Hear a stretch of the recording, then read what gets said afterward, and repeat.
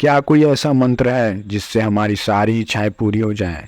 क्या कोई ऐसा तरीका, क्या कोई ऐसा व्रत जिसे करने से मन की सारी इच्छा पूरी हो जाए? सारी नहीं तो सिर्फ एक सुनिश्चित इच्छा पूरी हो जाए। या फिर कोई ऐसा जादू टोना या फिर टोटका है जिससे मन की कोई एक इच्छा पूरी हो के रहे?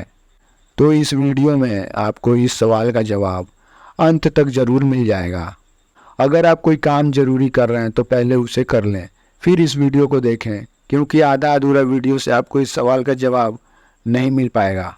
लेकिन कड़वी चीज़ों को मीठे या नमकीन चीज़ के साथ खाया जाता है, उसी तरह से ज्ञान को अगर कहानी के साथ सुन लें तो बहुत अच्छे से समझ में आ जाती है। तो आपको अपनी इच्छा पूरी करनी हो तो इस कहानी तक अंत तक बने रहें।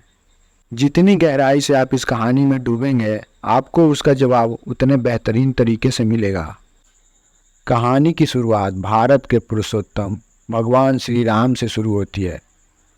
जब श्री राम का वनवास हुआ, अपने राज्य को छोड़ने के लिए वो दूसरे राज्य में जाने के लिए नाव में बैठने के लिए जाते हैं, तब केवट उनके चरणों को धोना चाहता है। चरण धोने से पहले केवट कुछ तर्क वितर्क कहता है। केवट कहता है भगवान श्री राम से कि मैंने आपके बारे में सुन रखा है, जब आप एक पत्थर की महिला को अपने चरण से स्पर्श किए थे तो वो पत्थर स्त्री के रूप में बदल गई थी। कहीं आपने इस चरण को मेरे नाव से स्पर्श कर दिया, अगर ये भी स्त्री बन गई तो मैं तो फिर भूखा ही मर जाऊंगा।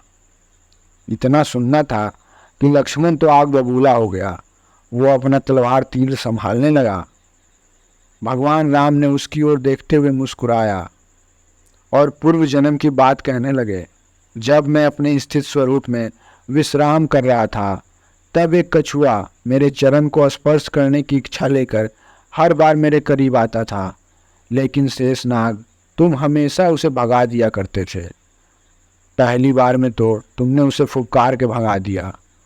जब उसने दूसरी बार मेरे चरणों को स्पर्श करना चाहा तो तुमने उस पर जानलेवा वार किया। वो कुछ देर के लिए तो बेहोश हो गया था। जब उसे होश आया, वो फिर से इच्छा लेकर के मेरे चरणों के करीब आया और इस बार तुम्हारा वार उसके लिए आखिरी बार साबित हुआ। वो यही इच्छा लिए हुए वहीं पे मर गया। जानते हो ये केवट कौन है? ये वही कछुआ है जो बार बार मुझे स्पर्श करने के लिए मेरे चरणों के पास आता, और इसकी मृत्यु वही इच्छा रहते हो गई। उसकी ये इच्छा पूरी नहीं हुई और आज देखो, वो पवित्र इच्छा लिए हुए आज इसकी शक्ति इतनी बढ़ गई है कि ये चरण को स्पर्श तो क्या, उसी चरणों को धोने की बात कर रहा है, और आज तुम इसे रोक नहीं पाओगे। इतना सुनना था लक्ष्मण तो उसका गुस्सा कहाँ गायब हो गया, उसे खुद एहसास न हुआ। लक्ष्मण को बहुत खुशी हुई।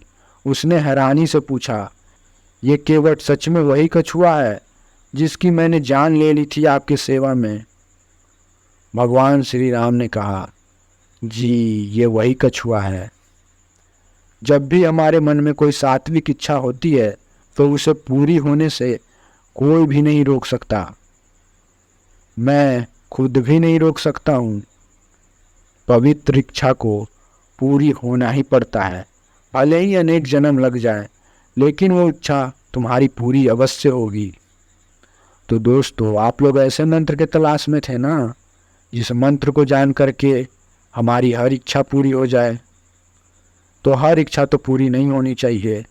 अगर ऐसी इच्छा पूरी होने लगी कि फलना आज का आज ही टपक जाए, ये व्यक्ति क्यों जिंदा है इस दुनिया में, ये लड़की क्यों नहीं मर जाती, अगर ऐसी इच्छा पूरी होने लगी तो संसार की आधी आबादी तो यूं ही खत्म हो जाएगी।